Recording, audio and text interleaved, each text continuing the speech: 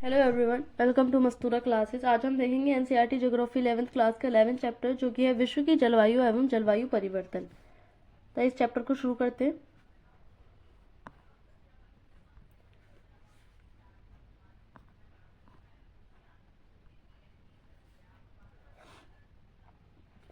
तो विश्व की जलवायु का अध्ययन जलवायु संबंधी आंकड़ों एवं जानकारियों के संगठित करके किया जाता है। जितने भी हम पूरे विश्व की जलवायु देखते हैं, उन सबके आंकड़े अलग अलग, जो हमारा मौसम होता है, जलवायु होती है, उन सबको निकाल करके जलवायु का अध्ययन हम करते हैं। इन आंकड़ों को आसानी से समझने व उनका वर्णन और विश्लेषण करने के लिए उन्हें अपेक्षाकृत छोटी इकाइयों में बांटकर संश्लेषित किया जा सकता है।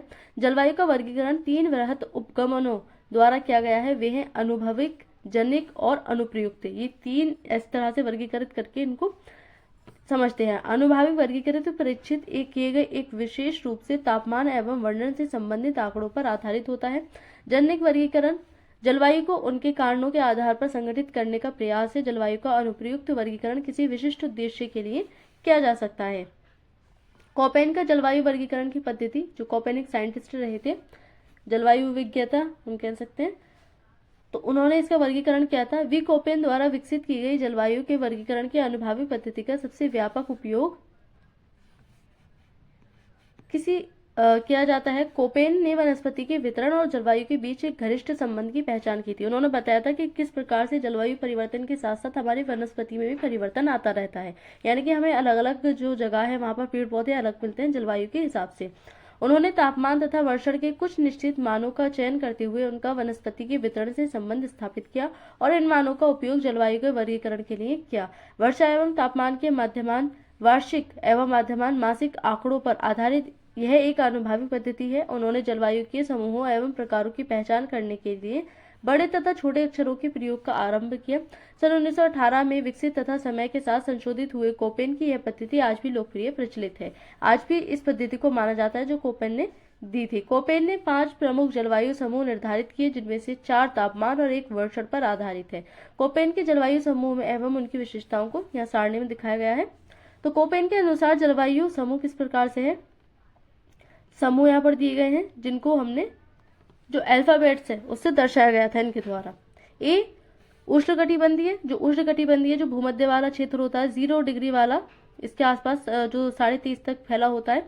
सभी महीनों का औसत तापमान 18 डिग्री सेल्सियस से अधिक रहता है। यहाँ पर जो तापमान है वो हमें अधिकतम देखने को मिलता है, क्योंकि भूमध्य रेखा पर जो सूर्य की किरणें हैं वो सीधी पड़ती हैं। शुष्क बी से दर्शाया था इन्होंने शुष्क जलवायु को, यानी कि सूखी हवा जो होती है। वर्षण की तुलना में विभव वाष्पीकरण की अधिकता।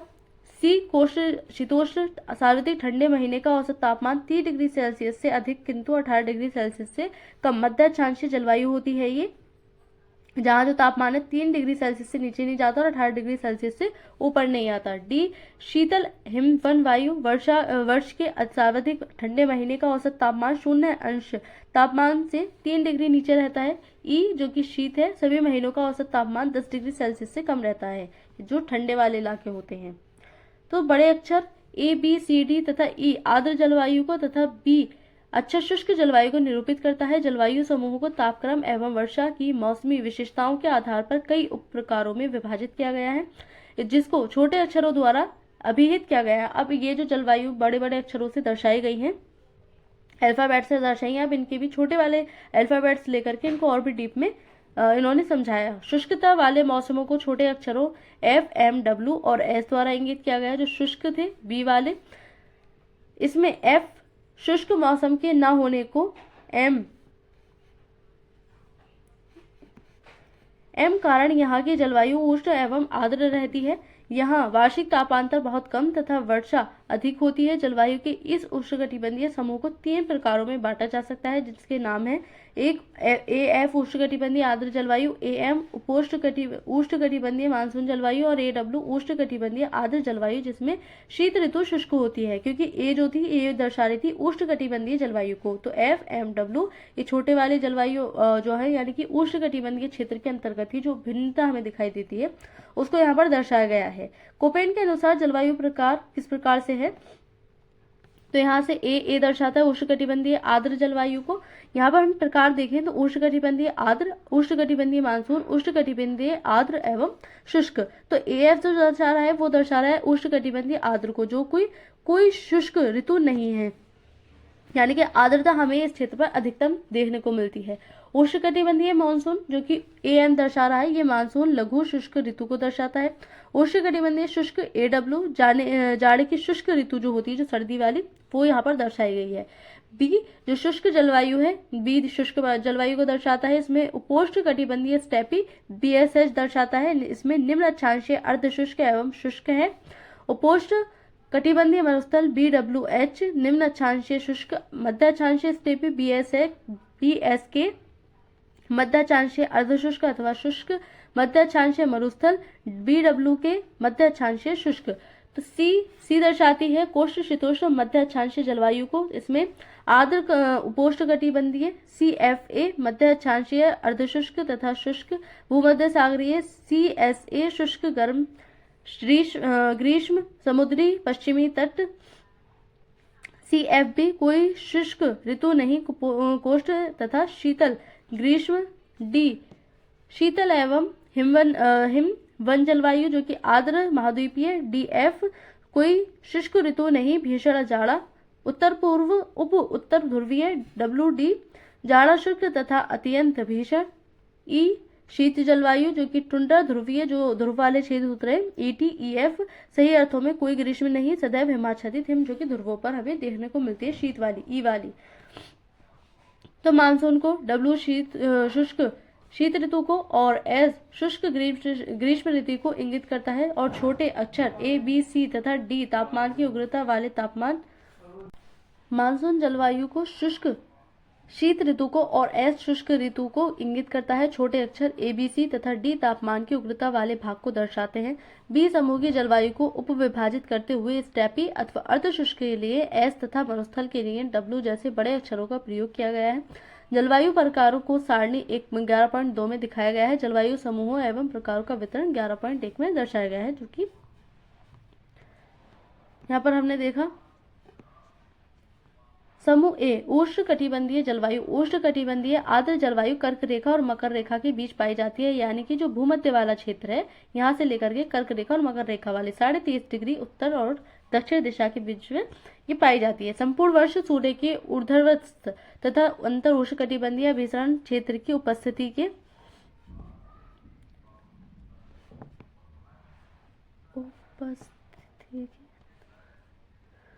उपस्थिति के कारण यहाँ की जलवायु उष्ण एवं आर्द्र रहती है। यहाँ वार्षिक तापांतर बहुत कम तथा वार्षिक वर्षा अधिक होती है। जलवायु के इस उष्णकटिबंधीय समूह को 3 प्रकारों में बांटा जा सकता है, जिनके नाम है AF उष्णकटिबंधीय आर्द्र जलवायु, AM उष्णकटिबंधीय समूह जलवायु और AF उष्णकटिबंधीय आर्द्र जलवायु, जिसमें शीत ऋतु शुष्क होती है। यहाँ पर उष्णकटिबंधीय आर्द्र जलवायु AF जिसको दर्शाया गया है, उष्णकटिबंधीय आर्द्र जलवायु विषुवत वृत्त के निकट पाई जाती है। इस जलवायु के प्रमुख क्षेत्र दक्षिण अमेरिका के अमेजन बेसिन, पश्चिमी विषुवतीय अफ्रीका तथा दक्षिणी पूर्वी एशिया के द्वीप है। वर्ष के प्रत्येक माह में दोपहर के बाद गरज और बौछारों के साथ प्रचुर मात्रा में वर्षा होती है। तापमान समान रूप से ऊंचा और वार्षिक तापांतर नगण्य होता है। किसी भी दिन अधिकतम तापमान लगभग 30 डिग्री सेल्सियस और न्यूनतम तापमान 20 डिग्री सेल्सियस रहता है। इस जलवायु में सघन वितान तथा व्यापक जैव विविधता वाले उष्णकटिबंधीय सदाबहार वन पाए जाते हैं, क्योंकि यहाँ पर वर्षा होती है, आर्द्रता अच्छी रहती है, सूर्य का प्रकाश अच्छा होता है, तो यहाँ पर अधिकतम जैव विविधता हमें देखने को मिलती है। उष्णकटिबंधीय मानसून जलवायु AM उष्णकटिबंधीय मानसून जलवायु भारतीय उपमहाद्वीप, दक्षिण अमेरिका के उत्तर पूर्वी भाग तथा उत्तरी ऑस्ट्रेलिया में पाई जाती है। भारी वर्षा अधिकतर गर्मियों में होती है। शीत ऋतु शुष्क होती है। जलवायु के इस प्रकार का विस्तृत जलवायु वितरण भारत में, जो हम दूसरी किताब पढ़ेंगे 11th की, उसमें किया गया है। उष्णकटिबंधीय आर्द्र एवं शुष्क जलवायु जो कि AW से दर्शाई गई है। तो उष्णकटिबंधीय आर्द्र एवं शुष्क जलवायु AF प्रकार के जलवायु प्रदेशों के उत्तर एवं दक्षिण में पाई जाती है। इसकी सीमा महाद्वीपों के पश्चिमी भाग में शुष्क जलवायु के साथ और पूर्वी भाग में CF तथा CW प्रकार की जलवायु के साथ पाई जाती है। विस्तृत AW जलवायु दक्षिण अमेरिका में स्थित ब्राजील के वनों के उत्तर और दक्षिण में बोलिविया और पैराग्वे के निकटवर्ती भागों तथा सूडान और मध्य अफ्रीका के दक्षिण में पाई जाती है। इस जलवायु में वार्षिक वर्षा एएफ तथा एएम जलवायु प्रकारों की अपेक्षा काफी कम तथा विचारशील है। आर्द्र ऋतु छोटी और शुष्क ऋतु भीषण व लंबी होती है। तापमान वर्ष भर ऊंचा रहता है और शुष्क ऋतु में दैनिक तापमान सर्वाधिक होते हैं, यानी कि यहाँ का जो टेम्परेचर है वो हाई रहता है। इस जलवायु में पर्णपाती वन और पेड़ों से ढकी घास भूमियां पाई जाती हैं। पर्णपाती वन जो अपने पत्ते एक मौसम में छोड़ देते हैं। शुष्क जलवायु यानी कि बी। शुष्क जलवायु की विशेषता अत्यंत न्यून वर्षा है जो पादपों की वृद्धि के लिए पर्याप्त नहीं होती। यह जलवायु पृथ्वी के बहुत बड़े भाग पर पाई जाती है जो विषुवत वृत्त से 15 डिग्री से 60 डिग्री उत्तर व दक्षिणी अक्षांशों के बीच विस्तृत है। 15 डिग्री से 30 डिग्री के निम्न अक्षांशों में यह उपोष्ण कटिबंधीय उच्च वायु दाब क्षेत्र में पाई जाती है, जहाँ पर हाई प्रेशर होता है वायु का, जहां तापमान का अवतरण और उत्क्रमण वर्षा नहीं होने देते। महाद्वीपों के पश्चिमी सीमांतों पर ठंडी धाराओं के आसन्न क्षेत्र, विशेषतः दक्षिण अमेरिका के पश्चिमी तट पर यह जलवायु विषुवत वृत्त की ओर अधिक विस्तृत है और तटीय भाग में पाई जाती है। मध्य अक्षांशों में विषुवत वृत्त से 15 डिग्री से 60 डिग्री उत्तर व दक्षिण के बीच यह जलवायु महाद्वीपों के उन आंतरिक भागों तक परिरुद्ध होती है जहां पर्वतों से घिरे होने के कारण प्राय समुद्री आर्द्र पवनें नहीं पहुंच पाती।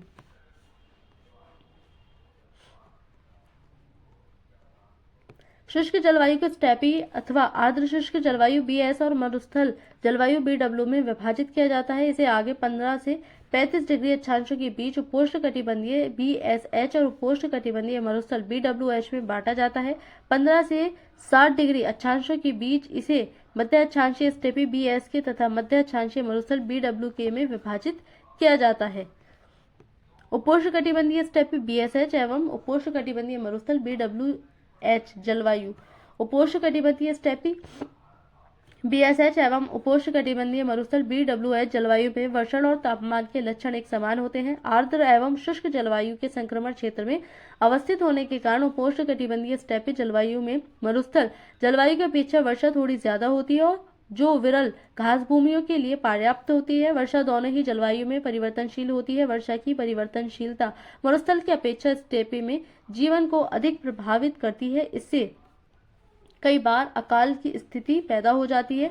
मरुस्थलों में वर्षा थोड़ी किंतु गरज के साथ तीव्र बौछारों के रूप में होती है जो मृदा में नमी पैदा करने में अप्रभावी सिद्ध होती है। ठंडी धाराओं तापमान लगते तटीय मरुस्थलों में कोहरा एक आम बात है। ग्रीष्म ऋतु में अधिकतम तापमान बहुत ऊंचा होता है। लीबिया के अल अजीजिया में 13 सितंबर 1922 को उच्चतम तापमान 58 डिग्री सेल्सियस दर्ज किया गया था। इतना अधिक तापमान यहाँ पर रहता है। इस जलवायु में वार्षिक और दैनिक तापमान में अधिक पाए जाते हैं। कोष्ण शीतोष्ण मध्य अक्षांशीय जलवायु सी। कोष्ण शीतोष्ण मध्य अक्षांशीय जलवायु 30 डिग्री से 50 डिग्री अक्षांशों के मध्य मुख्यतः महाद्वीपों के पूर्वी और पश्चिमी सीमांतों पर विस्तृत है। इस जलवायु में सामान्यतः ग्रीष्म ऋतु कोष्ण और शीत ऋतु मृदुल होती है। इस जलवायु को 4 प्रकारों में वर्गीकृत किया गया है, जैसे कि आर्द्र उपोष्ण कटिबंधीय अर्थात सर्दियों में शुष्क और गर्मियों में उष्ण CWA भूमध्य सागरीय CS, आर्द्र उपोष्ण कटिबंधीय अर्थात शुष्क ऋतु की अनुपस्थिति तथा मृदु शीत ऋतु CFA, समुद्री पश्चिम तटीय जलवायु CFP, आर्द्र उपोष्ण कटिबंधीय जलवायु CWA, आर्द्र उपोष्ण कटिबंधीय जलवायु कर्क एवं मकर रेखा से ध्रुवों की ओर मुख्यतः भारत के उत्तरी मैदान और दक्षिणी चीन के आंतरिक भागों में पाई जाती है। यह जलवायु AW जलवायु जैसी ही है, केवल इतना अपवाद है कि इसमें सर्दियों का तापमान कोष्ण होता है। भूमध्य सागरीय जलवायु CS, जैसा कि नाम से स्पष्ट है, भूमध्य सागरीय जलवायु भूमध्य सागर के चारों ओर तथा उपोष्ण कटिबंध से 30 से 40 डिग्री अक्षांशों के बीच महाद्वीपों के पश्चिमी तट के साथ साथ पाई जाती है। एक सेकेंड।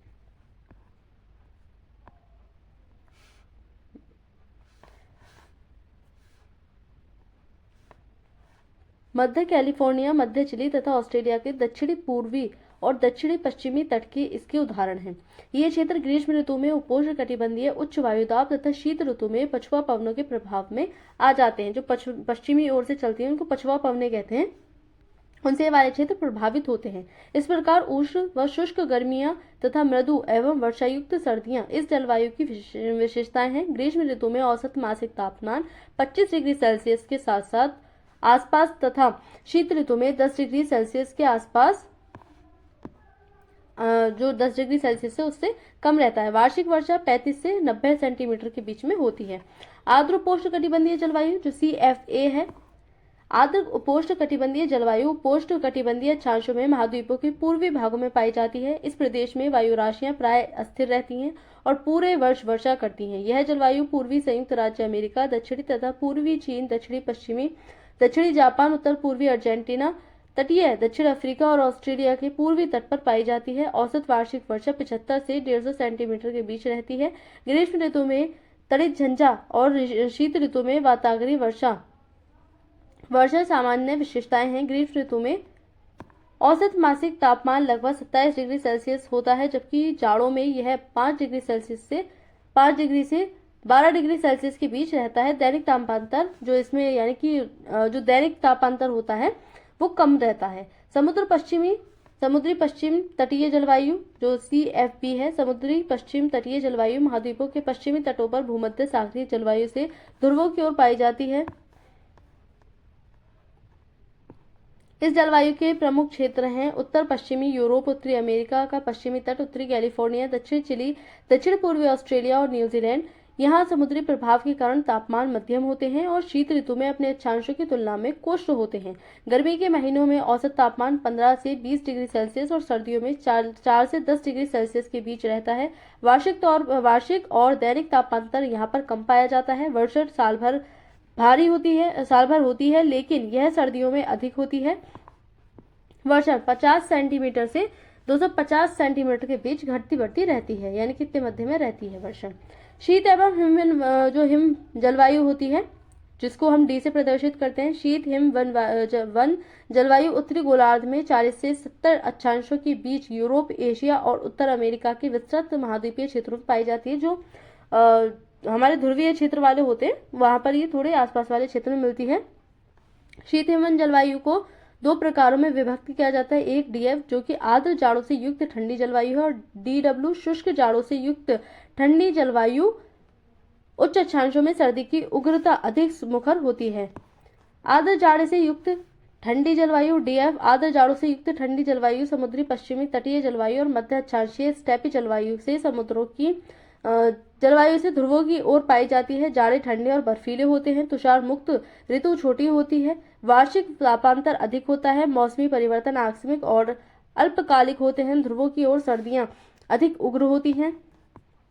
शुष्क जाड़ों से युक्त ठंडी जलवायु DW शुष्क जाड़ों से युक्त ठंडी जलवायु मुख्यतः उत्तर पूर्वी एशिया में पाई जाती है। जाड़ों में प्रतिचक्रवात का स्पष्ट विकास तथा ग्रीष्म ऋतु में उसका कमजोर पड़ना इस क्षेत्र में पवनों के प्रत्यावर्तन की मानसून जैसी दशाएं उत्पन्न करते हैं। ध्रुवों की ओर गर्मियों में तापमान कम होते हैं और जाड़ों में तापमान अत्यंत न्यून होती है। कुछ स्थान तो ऐसे भी हैं जहां वर्षा के साथ महीने तक तापमान हिमांक बिंदु से कम रहता है। वार्षिक वर्षा कम होती है जो 12 से 15 सेंटीमीटर के बीच होती है। ध्रुवीय जलवायु जिसको E से प्रदर्शित करते हैं, तो ध्रुवीय जलवायु 70 डिग्री अक्षांश से परे ध्रुवों की ओर पाई जाती है। ध्रुवीय जलवायु 2 प्रकार की होती है, टुंड्रा ET, हिमटोपी EF। जो हमारी शीत है यानी कि शुष्क और शीत वाली वो हमने D देखी। ध्रुवीय जो होती है वो ये बिल्कुल ठंडी वाली होती है क्योंकि ध्रुव क्षेत्रों में पाई जाती है, जिसको E नाम दिया गया है। टुंड्रा जलवायु ET टुंड्रा जलवायु का नाम काई लाइकेन तथा पुष्पी पादप जैसे छोटे वनस्पति प्रकारों के आधार पर रखा गया है। ये स्थायी तुषार का प्रदेश है जिसमें अधोभूमि स्थायी रूप से जमी रहती है। लघुवर्धन काल और जलाक्रांति छोटी वनस्पति का ही पोषण करते हैं। ग्रीष्म ऋतु में टुंड्रा प्रदेशों में दिन के प्रकाश की अवधि लंबी होती है। हिमटोपी जलवायु EF हिमटोपी जलवायु ग्रीनलैंड और अंटार्कटिका के आंतरिक भागों में पाई जाती है। गर्मियों में भी तापमान हिमांक से नीचे रहता है। इस क्षेत्र में वर्षा थोड़ी मात्रा में होती है। तुषार एवं हिम एकत्रित होती जाती है, जिनका बढ़ता हुआ दबाव हिम परतों को विकृत कर देता है। हिम परतों के ये टुकड़े आर्कटिक एवं अंटार्कटिक जल में खिसककर प्लावी हिम शैलों के रूप में तैरने लगते हैं। अंटार्कटिक में 79 डिग्री दक्षिण अक्षांश पर प्लेट्यू स्टेशन पर भी यही जलवायु पाई जाती है। जलवायु परिवर्तन।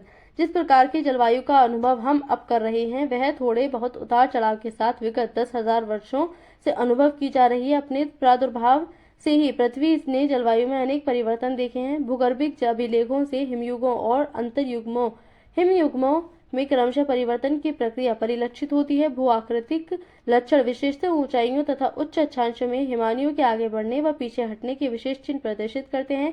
हिमालय निर्मित झीलों में अवसादों का निक्षेपण उष्ण एवं शीत युगों के होने को उजागर करता है। वृक्षों के तीरों में पाए जाने वाले वलय भी आर्द्र एवं शुष्क युगों की उपस्थिति का संकेत देते हैं। ऐतिहासिक अभिलेख भी जलवायु का निश्चितता का वर्णन करते हैं। ये सभी साक्ष्य इंगित करते हैं कि जलवायु परिवर्तन एक प्राकृतिक एवं सतत प्रक्रिया है। भारत में भी आर्द्र एवं शुष्क युग आते जाते रहते हैं। पुरातत्व खोजें दर्शाती हैं कि ईसा से लगभग 8,000 वर्ष पूर्व राजस्थान मरुस्थल की जलवायु आर्द्र एवं शीतल थी। ईसा से 3,000 से 1700 वर्ष पूर्व यहाँ वर्षा अधिक होती थी। लगभग 2,000 से 1700 वर्ष ईसा पूर्व यह क्षेत्र हड़प्पा संस्कृति का केंद्र था। शुष्क दशाएं तभी से गहन हुई हैं। भारत में भी जो आर्द्र थी वो शुष्क यहाँ पर देखी जा सकती है। पहले जब टाइम था लगभग 50 से 30 करोड़ वर्ष पहले भूवैज्ञानिक काल के कैम्ब्रियन, आर्डोविसियन तथा सिल्यूरियन युगों में पृथ्वी गर्म थी। प्लिस्टोसीन युगांतर के दौरान हिमयुग और अंतर हिमयुग अवधियां रही हैं, यानी कि जब हिमयुग रहा था पूरी पृथ्वी पर बर्फ ही बर्फ था।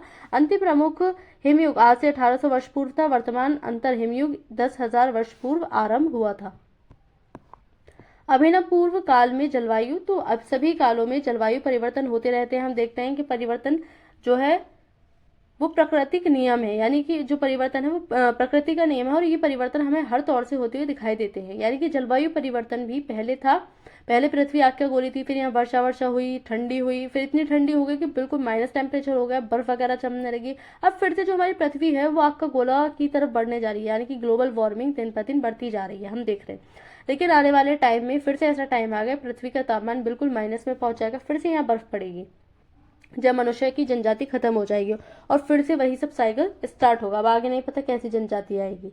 पिछली शताब्दी के 90 के दशक में चरम मौसमी घटनाएं घटित हुई हैं। 1990 के दशक में शताब्दी का सबसे गर्म तापमान और विश्व में सबसे भयंकर बाढ़ों को दर्ज किया गया। सहारा मरुस्थल के दक्षिण में स्थित साहेल प्रदेश में 1967 से 1977 दौरान आया विनाशकारी सूखा ऐसा ही एक परिवर्तन था। 1930 के दशक में संयुक्त राज्य अमेरिका के बृहद मैदान के दक्षिण पश्चिमी भाग में, जिसे धूल का कटोरा कहा जाता है, भीषण सूखा पड़ा। फसलों की उपज तथा फसलों के विनाश, बाढ़ों तथा लोगों के प्रवास संबंधी ऐतिहासिक अभिलेख परिवर्तनशील जलवायु के प्रभावों के बारे में बताते हैं। यूरोप अनेकों बार उष्ण, आर्द्र, शीत एवं शुष्क युगों से गुजरा है। इनमें से महत्वपूर्ण प्रसंग 10वीं और 11वीं शताब्दी की उष्ण एवं शुष्क दशाओं का है, जिनमें वाइकिंग कबीले ग्रीनलैंड में जा बसे थे। यूरोप ने सन 1550 से सन 1850 के दौरान लघु हिमयुग का अनुभव किया है। 1885 से 1940 तक विश्व के तापमान में वृद्धि की प्रवृत्ति पाई गई है। 1940 के बाद तापमान में वृद्धि की दर घटी है। जलवायु परिवर्तन के कारण होते क्या हैं? तो जलवायु परिवर्तन के अनेक कारण हैं। इन्हें खगोलीय और पार्थिव कारणों में वर्गीकृत किया जा सकता है। खगोलीय कारणों का संबंध सौर कलंकों की गतिविधियों से उत्पन्न सौरिक निर्गत ऊर्जा में परिवर्तन से है। सौर कलंक सूर्य पर काले धब्बे होते हैं जो एक चक्रीय ढंग से घटते बढ़ते रहते हैं। कुछ मौसम वैज्ञानिकों के अनुसार सौर कलंकों की संख्या बढ़ने पर मौसम ठंडा और आर्द्र हो जाता है और तूफानों की संख्या बढ़ जाती है। सौर कलंकों की संख्या घटने से उष्ण एवं शुष्क दशाएं उत्पन्न होती हैं, यद्यपि ये खोजें आंकड़ों की दृष्टि से महत्वपूर्ण नहीं है। एक अन्य खगोलीय सिद्धांत मिलेनकोविच दोलन है, जो सूर्य के चारों ओर पृथ्वी के कक्षीय संरक्षणों में बदलाव के चक्रों, पृथ्वी की डगमगाहट तथा पृथ्वी के अच्छे झुकाव में परिवर्तनों के बारे में अनुमान लगाता है। मिलेनकोविचन जो दोलन है उसमें हम 3 प्रकार के नियम पढ़ते हैं, जिसमें हम देखते हैं जो पृथ्वी की कक्षा है वो समान नहीं रहती है, यानी कि कभी ये ज्यादा अंडाकार हो जाती है, कभी कम हो जाती है। तो इस तरह से इसके जो कक्षा है उसमें बदलाव रहता है। दूसरा, जो हमारी पृथ्वी है वो डगमगाती रहती है। ऐसा नहीं है कि सिर्फ ध्रुव पर घूम रही है, ये परिक्रमण कर रही है सूर्य का, अपने स्थान पर अपने ध्रुव पर ही हिलती भी रहती है। तो जो इसका झुकाव है उसमें भी परिवर्तन होता जाता रहता है। 30.5 डिग्री ऐसा नहीं है कि कंपलसरी ही है, इसमें से थोड़ा सा कभी 24 भी हो जाता है तो कभी 22 भी हो जाता है, इसमें भी बदलाव आता है। तो ये जो है मिलेनकोविच दोलन इसको कहा जाता है। ये सभी कारक सूर्य से प्राप्त होने वाले सूर्य ताप में परिवर्तन ला देते हैं, जिसका प्रभाव जलवायु पर पड़ता है। ज्वालामुखी क्रिया जलवायु परिवर्तन का एक अन्य कारण है। ज्वालामुखी उद्भेदन जो वायुमंडल में बड़ी मात्रा में एरोसोल फेंक देता है। ये एरोसोल लंबे समय तक वायुमंडल में विद्यमान रहते हैं और पृथ्वी की सतह पर पहुंचने वाले सौरिक विकिरण को कम कर देते हैं, यानी कि सूर्य से आने वाले प्रकाश को जब ज्वालामुखी फटता है तो उसको रोक देते हैं, जिसकी वजह से जो टेम्परेचर है उसमें बदलाव होता है। हाल ही में हुए पिनाटोबा तथा एल सियोल ज्वालामुखी उद्भेदनों के बाद पृथ्वी का औसत तापमान कुछ हद तक गिर गया था।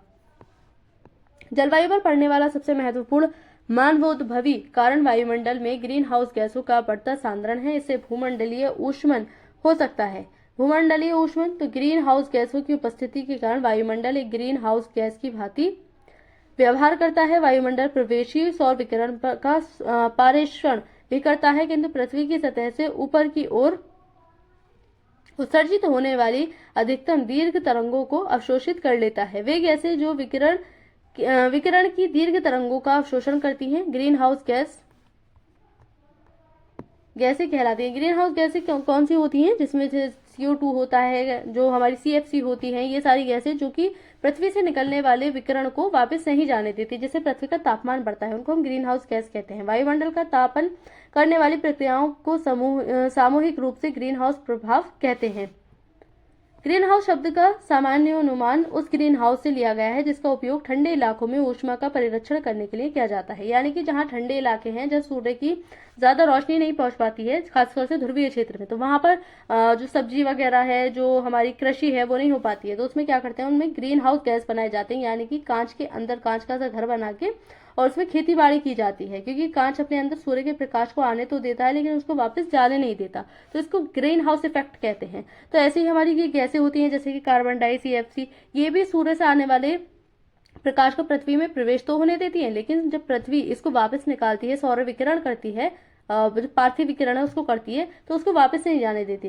ग्रीन हाउस कांच का बना होता है। कांच प्रवेशी सौर विकिरण की लघु तरंगों के लिए पारदर्शी होता है, मगर बहिर्गामी विकिरण की दीर्घ तरंगों के लिए पारदर्शी, यानी कि जो लघु तरंग दैर्घ्य होती है उनको तो अपने अंदर आने देता है कांच, लेकिन जो दीर्घ तरंगे होती है उनको वापस नहीं जाने देता। इस प्रकार कांच आधिकारिक विकिरण को आने देता है और दीर्घ तरंगों वाले विकिरण को कांच के घर से बाहर जाने से रोकता है। इससे ग्रीन हाउस इमारत के भीतर बाहर की अपेक्षा तापमान अधिक हो जाता है। जब आप गर्मियों में किसी बंद खिड़कियों वाली कार अथवा बस में प्रवेश करते हैं तो आप बाहर की अपेक्षा अधिक गर्मी अनुभव करते हैं।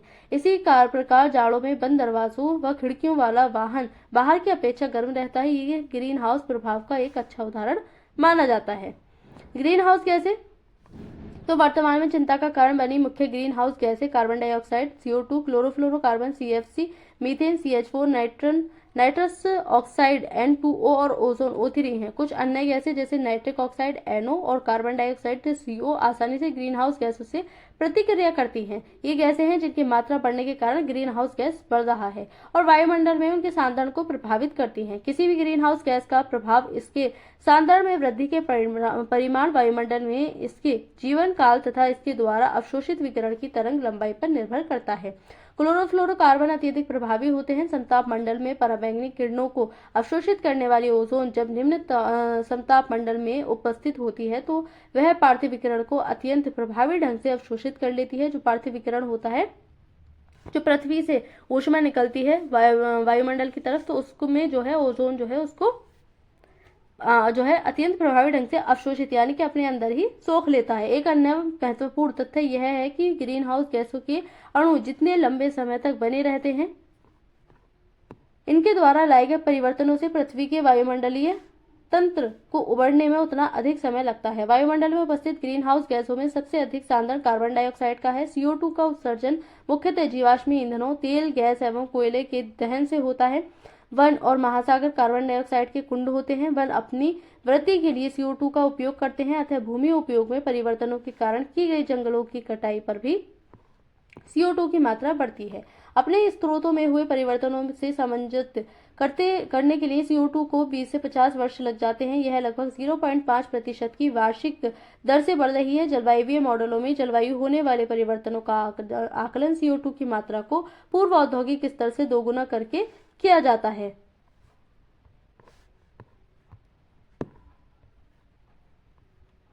क्लोरोफ्लोरोकार्बन मानवीय गतिविधियों से पैदा होते हैं। ओजोन समताप मंडल में उपस्थित होती है, जहां पराबैंगनी किरणें ऑक्सीजन को ओजोन में बदल देती है। जो पराबैंगनी किरणें होती है, यानी कि जो सूर्य की हमारी लघु तरंग दैर्घ्य होती है, वो हमारे ऑक्सीजन की जो परतें होती है, ऑक्सीजन में दो अणु होते हैं, तो इनको अलग अलग तोड़ देती है। जब एक ऑक्सीजन का अणु और दूसरे ऑक्सीजन का अणु आपस में क्रिया करते हैं तो O3 का निर्माण करते हैं, यानी कि ओजोन लेयर बनती है, जो हमारी पराबैंगनी किरणों से बचाती है। इससे पराबैंगनी किरणें पृथ्वी की सतह पर नहीं पहुंच पाती। समताप मंडल में वाहित होने वाली ग्रीन हाउस गैसें भी ओजोन को नष्ट करती हैं। ओजोन का सबसे अधिक ह्रास अंटार्कटिका के ऊपर हुआ है। समताप मंडल में ओजोन के सांद्रण का ह्रास ओजोन छिद्र कहलाता है।